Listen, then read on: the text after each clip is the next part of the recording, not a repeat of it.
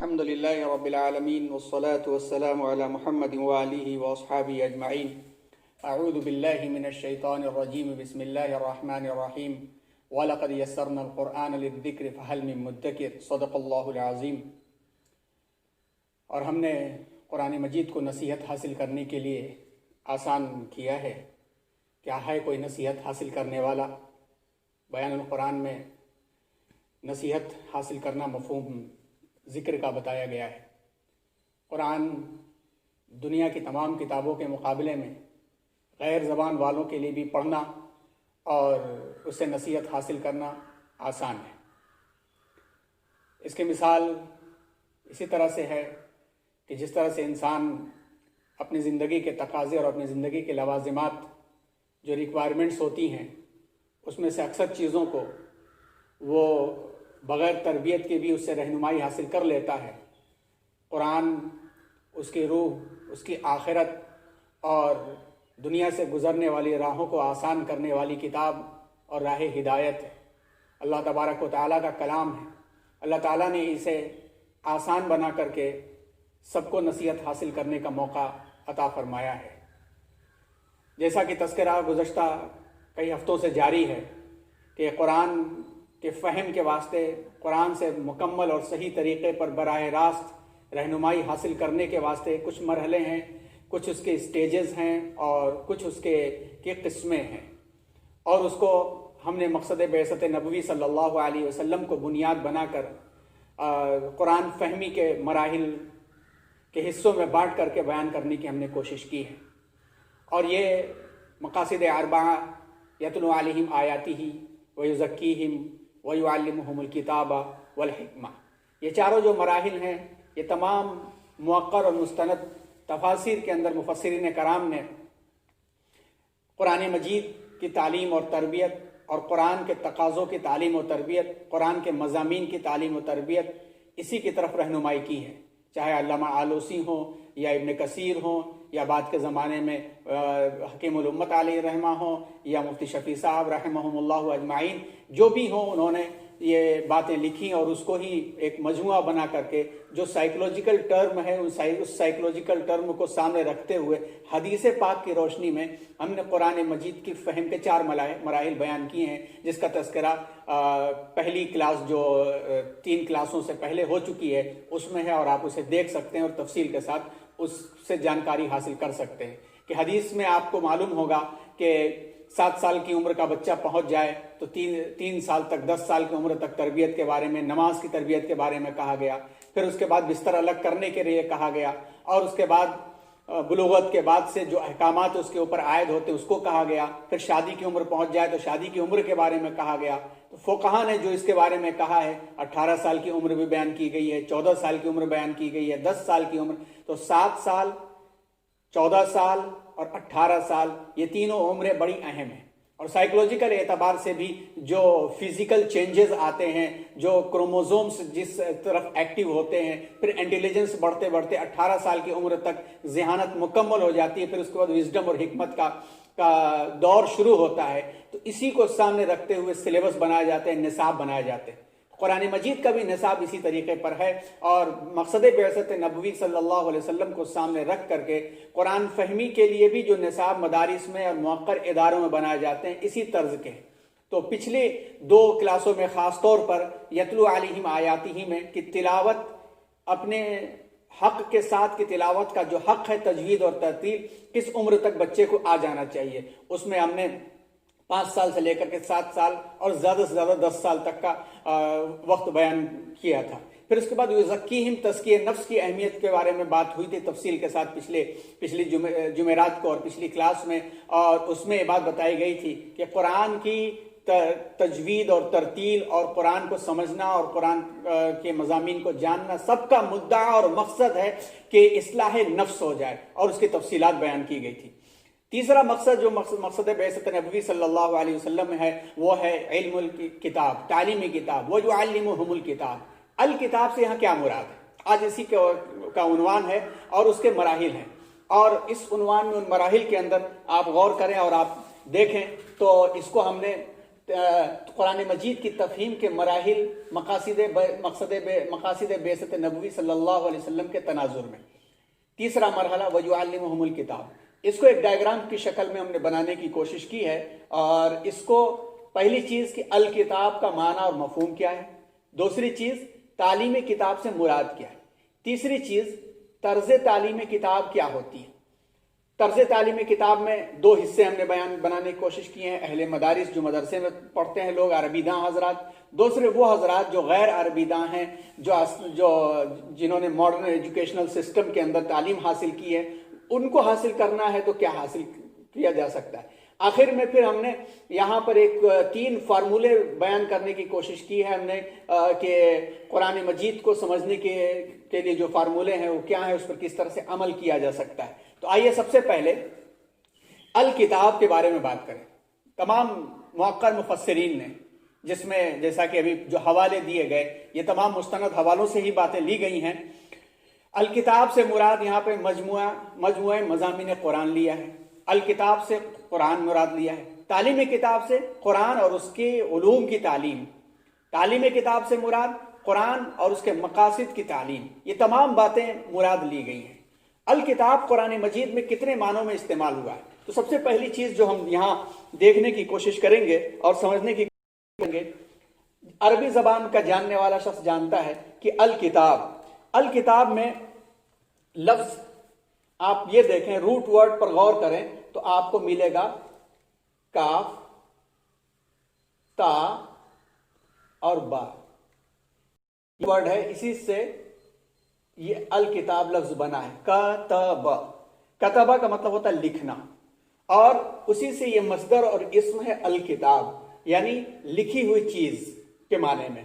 تو کتابت، لکھنا، کاتب، مکتوب، یہ سارے کے سارے الفاظ الکتاب کے کتبہ کے مفہوم کے اندر آتے ہیں، اسی سے الکتاب لفظ بنا ہے۔ قرآن میں یہ لفظ جو ہے کچھ خاص معنوں میں استعمال ہوا ہے، اور خاص طور پر اہم جو ہیں وہ 10 معنوں میں استعمال ہوا ہے، اور تقریباً قرآن مجید میں 225 آیتیں اس کے بارے میں الکتاب کا لفظ جس میں آیا ہے وہ 225 آیتیں۔ سب سے زیادہ جو مراد ہوا ہے کہ الکتاب سے مراد قرآن مجید ہے، الکتاب سے مراد قرآن مجید ہے، اور اس کے بارے میں یہاں پر جیسا کہ قرآن میں سورہ فاتحہ کے بعد سورہ بقرہ جب شروع ہوتی ہے، بسم اللہ الرحمن الرحیم، الف لام میم ذالک الکتاب لا ریب فیہ۔ اب اس میں اشارہ کیا ہے؟ ذالک الکتاب، یہ وہی کتاب ہے۔ کون سی کتاب؟ جس کے بارے میں تم ہدایت طلب کر رہے تھے، اہدنا الصراط المستقیم۔ اسی طرح سے قرآن مجید میں وَهَذَا كِتَابٌ أَنزَلْنَاهُ مُبَارَكٌ سورۃ الانعام میں بیان کیا گیا، اور ایسے ہی تقریباً 69 مرتبہ 69 ٹائمز جو ہے قرآن مجید الکتاب سے مراد ہے۔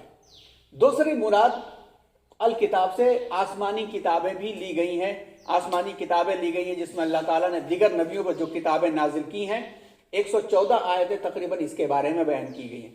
جیسے سورہ بقرہ میں آپ دیکھیے آیت نمبر 44 میں اللہ نے ارشاد فرمایا، بسم اللہ الرحمن الرحیم، اتأمرون الناس بالبر وتنسون انفسکم وانتم تتلون الکتاب۔ کہا گیا اہل کتاب سے کہ تمہارا معاملہ تو یہ ہے کہ لوگوں کو تم بھلائی کا حکم کرتے ہو اور اپنے آپ کو چھوڑ دیتے ہو، اپنے بھلائی کرتے نہیں ہو، اور تم کتاب پڑھتے ہو۔ تو یہاں پہ مراد آسمانی کتاب۔ اور ایسے ہی سورہ بقرہ میں ہی دیکھیے، وقالت النصارى لیست اليہود علی شیء وہم یتلون الکتاب، یہاں پر بھی کتاب سے مراد آسمانی کتاب۔ تیسری جگہ پر اس سے توریت بھی مراد ہے الکتاب سے، موسیٰ علیہ السلام پر جو نازل ہوئی کتاب۔ سورہ ہود میں دیکھیے، وَمِن قَبْلِهِ کتاب موسیٰ امام ورحمہ، یہاں پہ توریت مراد ہے۔ ایسے ہی الکتاب سے انجیل بھی کئی مقامات پر مراد ہے، جیسا کہ اللہ تعالیٰ نے ارشاد فرمایا، قال انی عبد اللہ آتانی الکتاب وجعلنی نبیا، یہاں سے الکتاب سے مراد انجیل ہے۔ ایسے ہی الکتاب سے ڈیوریشن اور مدت اور ٹائم بھی مراد لیا گیا ہے، اور پیریڈ، مدت، ٹائم، ڈیوریشن بھی مراد لیا گیا۔ سورہ بقرہ میں اس کا تذکرہ ہے کہ وَلَا تَعْزِمُوا عُقْدَةَ النِّكَاحِ حَتَّى يَبْلُغَ الْكِتَابُ أَجَلَهُ، یہاں پہ ڈیوریشن مراد لیا گیا ہے۔ ایسے ہی سورہ رعد میں لِكُلِّ أَجَلٍ کتاب، لِكُلِّ أَجَلٍ کتاب، ہر چیز کے لیے ایک مقرر وقت ہے، یہاں پر بھی ٹائم ڈیوریشن مراد لیا گیا۔ الکتاب سے مراد نوشتہ تقدیر، ڈیسٹنی، جس میں لکھا جاتا ہے، نوشتہ تقدیر، قضاء اور قدر بھی مراد ہے۔ سورہ آل عمران میں آپ دیکھیں تو وہاں پر وما کان لنفس ان تموت الا باذن اللہ کتابا مؤجلا، یہاں پر نوشتہ تقدیر مراد لیا گیا۔ اور ایسی تقریباً بہت ساری آیتیں ہیں اور کہ جس کے اندر نوشتہ تقدیر مراد لیا گیا۔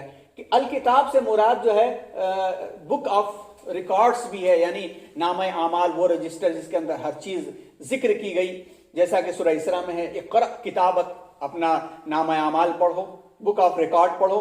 اسی طرح سے مزید کئی جگہوں پر کہا گیا کہ ما لہذا الکتاب لا یغادر صغیرۃ ولا کبیرۃ الا احصاها، ارے یہ کتاب، یہ رجسٹر کون سا ہے جس کے اندر ہر چیز لکھی ہوئی ہے، نامہ اعمال مراد ہے۔ اسی طرح سے کہیں کہیں مکاتبت بھی مراد ہے۔ مکاتبت ایک ٹرمینالوجی ہے، وہ ٹرمینالوجی یہ ہے کہ ایک غلام کسی کے تحت ہے اور اس کے بارے میں وہ ایک تحریر لکھ کر کے دے دیتا ہے کہ تم فلاں کام کرو گے تو تم آزاد ہو جاؤ گے، وہ بھی یہاں پر الکتاب سے مراد ہے اور لکھا ہوا ہے۔ اور ایسے ہی جو ہے الکتاب سے مراد خط اور پیغام بھی ہے، جیسے اذهب بکتابی ھذا سورہ نمل میں کہا گیا۔ پھر الکتاب سے حکم اور قانون بھی مراد ہے، خاص طور پر والمحصنات من النساء الا ما ملكت ايمانكم کتاب اللہ علیکم، اللہ نے تم کو لکھ دیا ہے، قانون بنا دیا ہے۔ تو یہ 10 معنوں میں الکتاب کا مفہوم استعمال ہوتا ہے۔ اب تعلیمی کتاب سے کیا مراد ہے؟ تعلیمی کتاب سے جو مراد ہے اس میں اکثر مفسرین نے جو لکھا ہے، نمبر 1 فریضہ تعلیم۔ فریضہ تعلیم کا مطلب یہ ہوا کہ قرآن نازل ہوا اور آغاز ہوا اقرأ سے، اقرأ بسم ربک الذی خلق، تو پڑھنے سے مراد ہوا۔ اور حدیث شریف میں آتا ہے کہ اول ما خلق اللہ القلم، اول شیء ما خلق اللہ القلم، او کما قال النبی صلی اللہ علیہ وسلم، کہ جس چیز کو اللہ نے سب سے پہلے پیدا کیا وہ قلم تھا۔ تو ایک قرآن کا حامل، کیونکہ ہر مسلمان امت مسلمہ قرآن کا حامل ہے، قرآن کا مخاطب پوری انسانیت ہے، مگر حامل قرآن امت مسلمہ۔ تو امت مسلمہ قرآن کے حامل ہونے کی حیثیت سے ان پڑھ کیسے رہ سکتی ہے؟ گویا کہ اگر اس نے القلم والکتاب سے اپنا رابطہ توڑ لیا تو وہ ان کا ایمان ایک طرف سے مکمل نہیں ہوگا۔ طلب العلم فریضۃ کہہ دیا گیا کہ علم کا سیکھنا فرض قرار دیا گیا۔ تو فریضہ تعلیم تو ہر مسلمان کو لکھنے اور پڑھنے والا ہونا چاہیے۔ نمبر 2 مجموعہ مضامین قرآن مراد ہے کہ قرآن مجید میں جو مضامین آتے ہیں، قرآن میں جو مقاصد بیان کیے گئے ہیں وہ اس کو آنا چاہیے، اور احکام و قوانین آنے چاہیے کہ اللہ نے کون کون سے احکام اور کون کون سے قوانین بیان کیے ہیں۔ بچپن کی عمر میں کون سے قوانین عائد ہوتے ہیں، بڑی عمر میں کون سے قوانین عائد ہوتے ہیں، اللہ نے نظام کو کیسے بنایا ہے اور اللہ تعالیٰ نے کیسے بیلنس کو قائم کیا ہے، اللہ نے جسموں کے اندر کیا نشانیاں رکھی ہیں، اللہ کی عظمتیں کیسے پہچانی جائیں، اور اللہ کے بندوں کے کام آنے کے جو طریقے ہیں وہ کیسے کیے جائیں، بندگی کس کو کہتے ہیں اسے کیسے سمجھا جائے، براہ راست اللہ کی بندگی کس طریقے سے ہوتی ہے اور اللہ کے بندوں کے کام آ کر کے بندگی کیسے ہوتی ہے، یہ تمام کے تمام احکام و قوانین میں۔ اس کے اندر نکاح و طلاق کے بھی قوانین آتے ہیں، وراثت کے بھی قوانین آتے ہیں جس کو امت مسلمہ بھول بیٹھی ہے، اور اسی طرح سے بہت سارے لین دین کے سارے قوانین آتے ہیں۔ گویا زندگی کا ایک ایک شعبہ، ما فرطنا فی الکتاب من شیء، اللہ نے کتاب کے اندر کوئی چیز کو چھوڑا ہی نہیں ہے، کسی چیز کو چھوڑا نہیں اللہ نے، یہاں تک کہ تمہارا ذکر بھی کہہ دیا۔ تو اس کا مطلب یہ ہے کہ ہر زمانے کا ذکر، ہر دور کا ذکر ہے، گویا کہ وہ ایک آرٹیکلز اس کے اندر ہیں، کوڈز ہیں، جس کو ڈی کوڈ نبی کریم صلی اللہ علیہ وسلم کی حیات طیبہ نے کیا ہے، اس پر عمل کر کے صحابہ اور بزرگان دین نے ان کی تمام چیزوں کو ہم تک پہنچا دیا ہے۔ اس کا جاننا تعلیمی کتاب سے مراد ہے۔ اسی میں علوم القرآن بھی آتے ہیں، جس کا تذکرہ پہلے سیزن کے اندر ایک ایک کر کے آ چکا تھا، پھر مزید اپنے انداز سے آئے گا، جس میں شریعت کی تعلیم، علم الاحکام، شریعت کی تعلیم کہی جاتی ہے۔ علم الجدل وہ ڈیبیٹ اور وہ مجادلہ ہے کہ منکرین کے اوپر کہ اس طرح سے کیوں تم اللہ کے باغی بن رہے ہو؟ اللہ کے باغی بن کے تم کیا حاصل کر سکوگے؟ دنیا نے اللہ سے بغاوت کیا، کیا حاصل کر سکی؟ دنیا کے گھر کے اندر بند بیٹھی ہے، باہر نکلنے اور ملنے ملانے سے ڈر لگتا ہے۔ علم التذکیر بے ایام اللہ کہ اللہ تعالیٰ نے تذکرہ کیا پچھلی قوموں کا جو ناکام ہو گئی، تذکرہ کیا اللہ نے نبیوں کا اور اچھے لوگوں کا جو کامیاب ہو گئے۔ علم التذکیر بے آلاء اللہ، اللہ تعالیٰ نے نشانیاں بیان کی ہیں، انسانیت کے فائدے کے لیے بیان کی ہیں۔ فَبِأَيِّ آلَاءِ رَبِّكُمَا تُكَذِّبَانِ۔ اسی طرح علم التذکیر بالموت وما بعد الموت، یہ روح یہ جسم چھوڑ کر کے اپنی ماہیت تبدیل کر لے گی، عالم برزخ آئے گا، عالم آخرت آئے گا، وہ ایک الگ عالم ہے، اس کے بارے میں معلومات۔ یہ علوم جس کے اندر قصے اور واقعات اور مثالیں سب ہیں، تو تعلیم کتاب سے یہ تمام کے تمام مراد ہے کہ یہ تمام کی تمام چیزیں ایک مسلمان کو آنی چاہیے۔ اب میتھڈالوجی کیا ہونا چاہیے؟ میتھڈالوجی کس انداز کی ہونی چاہیے؟ تو یہ میتھڈالوجی دو طریقے کے لوگ، امت میں دو طریقے کا طبقہ پایا جاتا ہے۔ ایک وہ طبقہ جو عربی داں کہا جاتا ہے، جو مدرسوں کا پڑھا ہوا ہوتا ہے، جس نے مدرسے میں داخلہ لیا، گویا پورا کورس کر رہا ہے۔ تو مدرسوں کا جو کورس ہوتا ہے، اس کا پورے مدرسے کے کورس کی ایک ڈیفینیشن اگر کوئی پوچھے تو یہ کہا جائے گا فہم قرآن۔ مدرسے میں جو کچھ بھی پڑھایا جاتا ہے، نحو، صرف، فقہ، مسائل، حدیث، اصول، بلاغت، منطق، جو کچھ بھی پڑھایا جاتا ہے، اس کا لب لباب، اس کا جسٹ اور اس کا حاصل یہ ہے فہم قرآن۔ تو ایک تو وہ طبقہ ہے جو مدرسے کے اندر عموماً 6 سے 8 سال کا وقت لگاتا ہے۔ دوسرا وہ طبقہ ہے جو مدرسے میں نہیں جاتا ہے۔ تو دو طبقوں کے لیے میتھڈالوجی الگ الگ ہو جاتی ہے، اور ہمارے ہندوستان میں تو خاص طور پر یہ بات ہے کہ 2.5% سے زیادہ لوگ مدرسوں کی طرف رخ نہیں کرتے، اور اب تو جو حالات ہے آئندہ آنے والے دنوں کے اندر اور دشواریاں سامنے آنے والی ہیں، تو تقریباً 97.5% طبقہ غیر عربی داں ہے اور مدرسوں کا رخ نہیں کرتا ہے، حالانکہ وہ بھی حامل کتاب ہیں۔ ان سے بھی وہی سوال ہوگا جو مدرسے والوں سے سوال ہوگا، اور سوال اللہ کریں گے اور قرآن گواہی دے گا۔ اس وجہ سے قرآن کو سمجھنا ہر ایک مسلمان کے اوپر فرض اور لازم ہے۔ میتھڈالوجی چینج ہو جاتی ہے۔ جیسے مثال کے طور پر میڈیکل میں 3 طرح کے لوگ ہوتے ہیں۔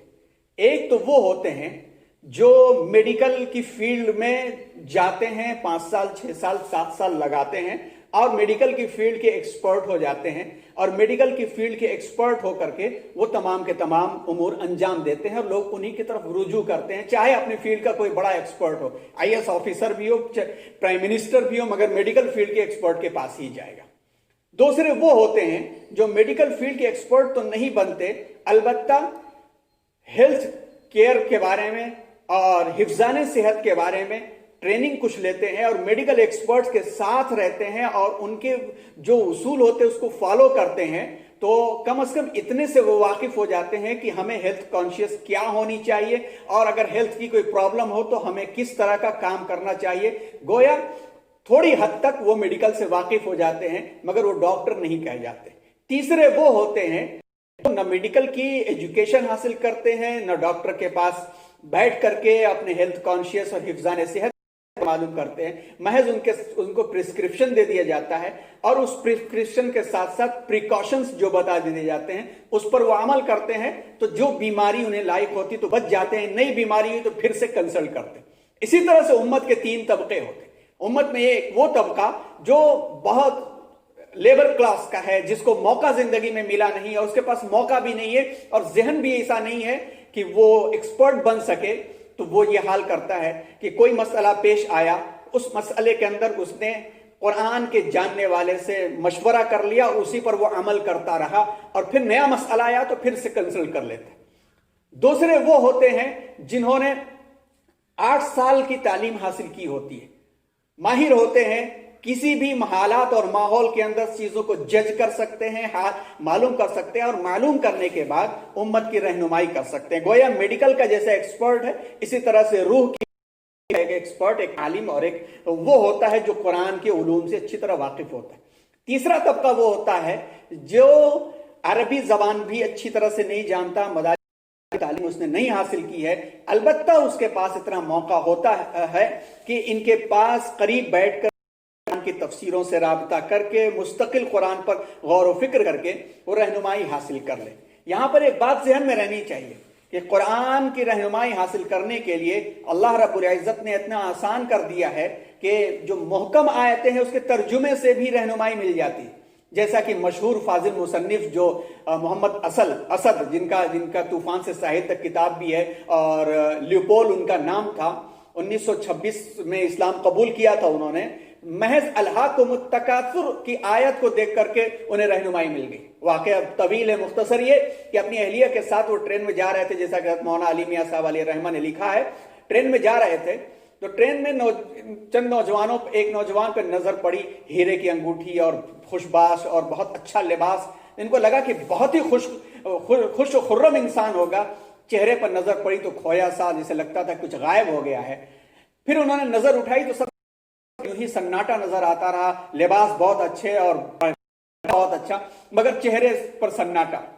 اپنی اہلیہ کے ساتھ مذاکرہ کیا، اسی فکر میں جب گھر آئے، قرآن ٹیبل پر پڑا ہوا تھا اور قرآن کو انہوں نے اٹھایا تو قرآن میں یہ آیت الہاکم التکاثر حتی زرتم المقابر پر نظر پڑی کہ زیادہ سے زیادہ کی خواہش تمہیں برباد کی، قبر کا منہ دیکھ لوگے۔ رہنمائی مل گئی، تو ایسے ہی رہنمائی حاصل کر لیتا ہے انسان اس کو طلب جب ہوتی ہے، لیکن جو سمجھنے کا جو پروسیجر ہوتا ہے وہ پروسیجر کیسے فالو کیا جاتا ہے۔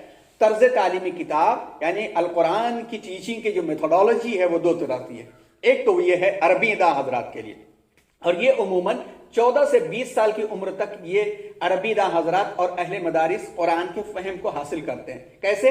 عربی زبان و ادب پڑھایا جاتا ہے، عربی گرامر میں پڑھائی جاتی ہے، حل لغات قرآن میں جو الفاظ ہیں اس طرح سے آئے ہیں ان کو بھی حل کیا جاتا ہے، جملوں کی جو ساخت ہے، جو بناوٹ ہے، جو ترکیب ہے، جیسے قالا کیسے قل ہو گیا، قوالا تھا تو قالا کیسے ہو گیا، قطع کیا ہے، انقطع کیا ہے، قطع کیا ہے، قاطع کیا ہے، مقاطع کیا ہے، یہ جو جملوں کی جو گرامیٹیکل ترتیب ہے یہ پڑھائی جاتی ہے۔ پھر تشبیہات اور بلاغت، قرآن نے بڑے بلیغ انداز میں، کوئین انداز میں اللہ تعالیٰ نے جگہ جگہ بات کی ہے، جیسے ہمازم مشائم بنمیم مناع للخیر معتد اثیم، تو یہ سب بلاغت اور تشبیہات مثالیں بیان کی گئی ہیں اور وہ تفصیلات پڑھائی جاتی ہیں۔ اس کے ساتھ ساتھ شروع کے سالوں میں 3-4 سالوں کے بعد، گویا کہ شروع کے 3 سالوں کے بعد ترجمہ قرآن اور تعارف تفسیر کا مرحلہ شروع ہو جاتا ہے، قرآن کے ترجمے سے کہیں، پھر بعد میں قرآنی علوم کا تعارف بھی شروع ہو جاتا ہے، پھر حدیث اور سنت اور سیرت اور فقہ اور مسائل پڑھائے جاتے ہیں، تو گویا عالمیت کے لیول تک اتنی چیزیں آ جاتی ہیں۔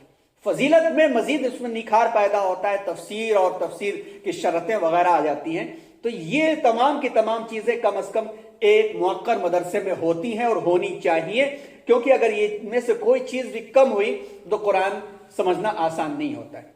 دوسرے غیر عربی ہے داں حضرات، جو یعنی کالج کے پڑھے ہوئے، جنہیں زندگی میں اتنا موقع نہیں ملا ہے، اگر قرآن کے فہم براہ راست اس سے استفادہ کرنا چاہتے ہیں تو 15 سے 22 سال کی عمر تک انہیں یہ حاصل کرنا چاہیے۔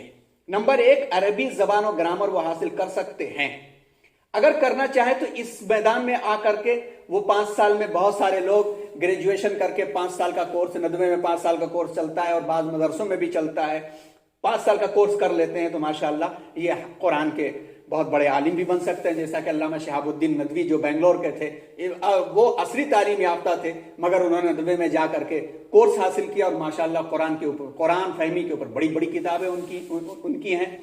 اگر یہ نہیں کر سکتا ہے، اگر یہ اس سے نہیں ہو سکتا اور وقت نہیں ہے تو اس کو کیا کرنا چاہیے؟ نمبر 1، 15 سے 22 سال کی عمر تک اگر والد ہم ہیں تو اپنے بچوں کو یہ بتانا ضروری ہے، ورنہ اللہ کی یہاں پوچھ ہوگی۔ اگر ہم بالغ ہو چکے ہیں اور ہمیں موقع نہیں ملا ہے تو ہم خود بھی کر سکتے کیا؟ قرآن مجید کے مضامین کو سمجھنے کی کوشش کریں۔ قرآن مجید کے مضامین کے بارے میں آگے اور بھی بات ہوگی۔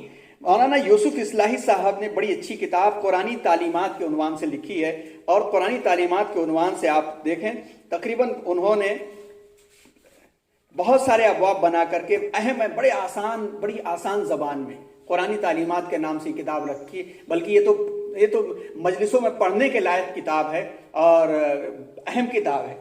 قرآن مجید کے مضامین کیا ہیں معلوم کرنا چاہیے، پھر قرآن مجید کے جو علوم ہیں اور اس کے قرآن کے جو مقاصد ہیں یہ معلوم کرنا چاہیے. صرف سن کر کے مقصد حل نہیں ہوتا ہے. درس قرآن کی مجلسوں میں شرکت کر کے گویا ایک سمجھ لیجئے کہ میڈیکل کے بارے میں ایک ٹریننگ کیمپ چل رہا ہے اور ہم شریک ہو گئے تو پتہ چل جائے گا ہاں بھائی یہ وائرس اس سے بچا جا سکتا ہے. لیکن صرف سن کر کے ہمیشہ انسان نہیں بچ سکتا, براہ راست کرنا پڑتا ہے, عمل کرنا پڑتا ہے. تو قرآن مجید کے علوم کو جاننا ضروری ہے. پھر تیسری چیز, قرآن مجید کا کوئی مستند ترجمہ ہر دم ہمارے مطالعے میں ہونا چاہیے, اسٹڈی میں ہونا چاہیے, ہر دن ہونا چاہیے, جیسا کہ پچھلی کلاس میں کچھ ترجموں کے بارے میں رہنمائی بھی کی گئی. پھر 22 سال کی عمر یعنی پروفیشنل لائف شروع ہونے سے پہلے تک قرآن مجید کی کوئی ایک مستند تفسیر ہماری اسٹڈی میں ہونی چاہیے. اگلے کلاس میں انشاءاللہ اس کی تفصیلات آئیں گی. تفسیر براہ راست پڑھنا چاہیے کہ اللہ نے یہاں پہ کیا مراد لیا ہے, کیا کہا گیا ہے, کیونکہ اب وہ پروفیشنل لائف میں جا رہا ہے, لوگوں سے ڈیل کر رہا ہے, تو اللہ نے کیا مراد لیا اس کو آنا چاہیے.